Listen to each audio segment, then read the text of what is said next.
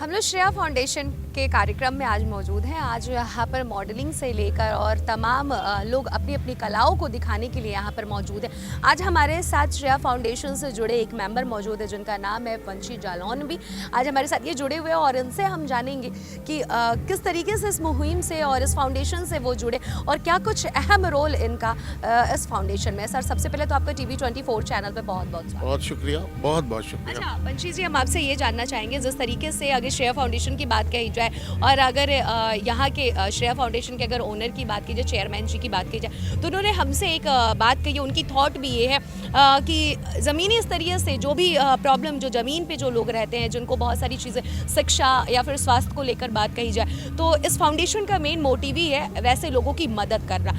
आपने क्या सोचकर इस फाउंडेशन को अपनाया? क्या आपकी भी थिंकिंग ऐसी है?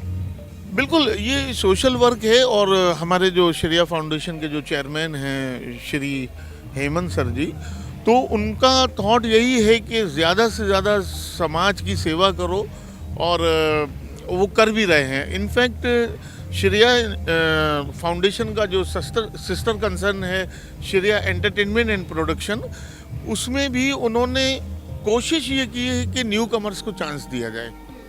जो न्यू टैलेंट है आ रहा है बॉम्बे पूरे देश से इधर उधर से, तो वो उनको ब्रेक दें, उनके टैलेंट को एक्सप्लोर करें और वो उनका नाम हो। तो ये मुझे कुछ जिम्मेदारियां दी गई हैं हेमंत जी द्वारा श्रेया एंटरटेनमेंट एंड प्रोडक्शन में मुझे उन्होंने जोड़ा। मैं उनका तहे दिल से आभार प्रकट करता हूँ और मैं कुछ उनको डिलीवरी कर पाया, दे पाया। जैसे कुछ वीडियोस मैंने किए हैं, ये देखिए आप, ये सारे वीडियोस हैं। तो ये वीडियोस बहुत पॉपुलर हो रहे हैं, मिलियंस में लोग इसको देख रहे हैं, तो हमें खुशी होती है कि हमने कुछ काम किया और लोगों ने उसको सराहा। अच्छा वंशी जी, हम ये जानना चाहेंगे कि अभी आप बता रहे हैं कि यहाँ पे कुछ पोस्टर्स जो लगे हैं, ये सारे आपके लिखे हुए गाने हैं। मैं ये जानना चाहती हूँ कि वो कौन सा गाना है जो सबसे ज़्यादा आपको बुलंदियों पर पहुँचाया और आपको एक पहचान जो होती है उस गाने के लिखने के द्वारा हुआ? मतलब मेरी अपनी तो मैं पंछी जालौनवी की पहचान 2005 में मेरी पहली मूवी आई और उस मूवी का नाम था 10 और उसके सारे गाने मैंने हिट कोई सॉन्ग बताइए। उस 10 बहाने करके ले गए दिल, दीदार दे, एंड उसमें एक शादी वाला गाना था छम से वो आ जाए। इस तरह की पूरी फिल्म मेरे हिस्से में आई और मैं वहाँ से मेरी लिरिक्स राइटिंग की यात्रा शुरू हुई। फिलहाल अगर बात कही जाए साल 2023, 24, 22, 20, 19, 18 लगभग 4-5 साल के अंदर कोई एक ऐसी मूवी की अपने गाने बताइए जो काफ़ी ज़्यादा लोगों को पसंद आई। और अगर बात कही जाए हेमंत जी की, तो आपकी इन्हीं खूबियों को देख के मैं कहीं ना कहीं ये बात कहना चाहूँगी कि वाकई में जिसके अंदर टैलेंट होता है, गुण होता है, वही चाहता है कि हमारे ग्रुप के साथ उस व्यक्ति को हम जोड़ें। आपके अंदर कोई टैलेंट उन्होंने देखा तभी। लेकिन फ़िलहाल के 4-5 साल की अगर बात कही जाए, जैसा कि उन्होंने बताया कि 2020 से उनका ये फाउंडेशन शुरू हुआ, लगभग मैं चाहती हूँ आसपास जो भी साल है, कौन सा आपका लिखा हुआ गाना है जो बहुत ज़्यादा हिट हुआ? देखिए मेरे बहुत आप सर्च में भी जा सकते हैं, आप देखेंगे मेरे बहुत गाने पॉपुलर। शाहरुख खान की एक मूवी आई थी रावण, जो साइंस फिक्शन पर आधारित थी सॉरी, उसमें एक सॉन्ग था भरे नैना, जो लोगों के लिए बहुत अनएक्सपेक्टेड था क्योंकि वो साइंस फिक्शन था, साउंड ग्राफिक्स पर आधारित मूवी थी और उसमें अचानक एकदम फोक आता है, तो वो बहुत अप्रिशिएट किया लोगों ने। और लिरिक्स की जर्नी तो मेरी ठीक ही है और लोगों ने खूब सराहा लिरिक्स में। अच्छा जी, अच्छा हम एक चीज़ और आपसे जानना चाहेंगे पंछी जी, शुरुआत की बात कही जो जब कोई भी बच्चा पढ़ता है, लिखता है, बहुत सारी चीज़ें उसके मन में चलता है कि एम हमारा ये, हम पढ़ लिख के या फिर हम उस मुकाम पे जाना चाहते हैं, ये चीज़ बनना चाहते हैं। लेकिन आपने कैसे सोचा कि हम अगर बात कही जाए गानों को लेकर, तो हम इसको लिखेंगे और हमारी लिखी हुई गाने बॉलीवुड हो, टॉलीवुड हो या फिर एवरीथिंग, कोई भी बॉलीवुड हो उसमें चलेगी, तो आपने कैसे सोचा कि मैं इस इंडस्ट्री में आऊँ?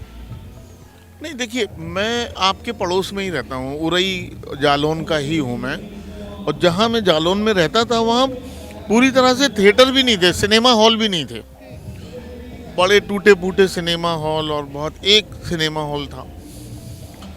मैं शुरुआती दिनों में साहित्य से मेरा लगाव हुआ और साहित्य में मैंने शुरुआती दिनों में जो भी जोड़ तोड़ करता था लिखने को लेकर, तो वहाँ की लोकल मैगज़ीन, लोकल अखबारों में छपता था। तो वहाँ के लोगों ने प्रोत्साहित किया और मुझ में ये आग भरी कि मैं गाने भी लिख सकता हूँ।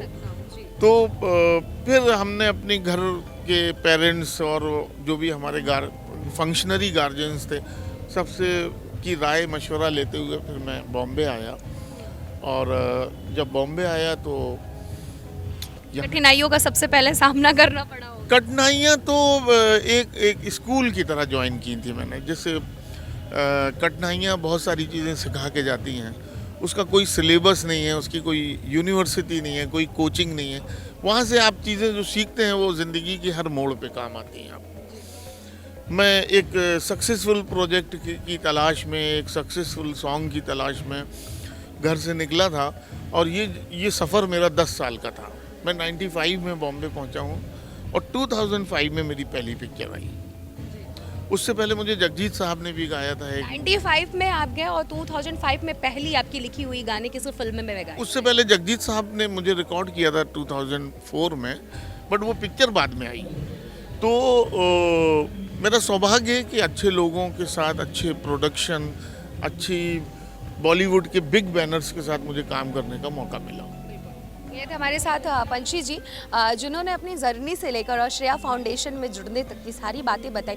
कि श्रेया फाउंडेशन के चेयरमैन की हेमंत जी की बात कही जाए तो उन्होंने किस लिए इनको जोड़ा, क्योंकि वाकई में इन्होंने जिस तरह से बात कहा कि 10 बहाने करके ले गई मेरा दिल, ये अपने ज़माने में काफ़ी ज़्यादा पॉपुलर और हिट सॉन्गों में से एक सॉन्ग हुआ करता था, जो कि इन्हीं के द्वारा लिखा गया हुआ था।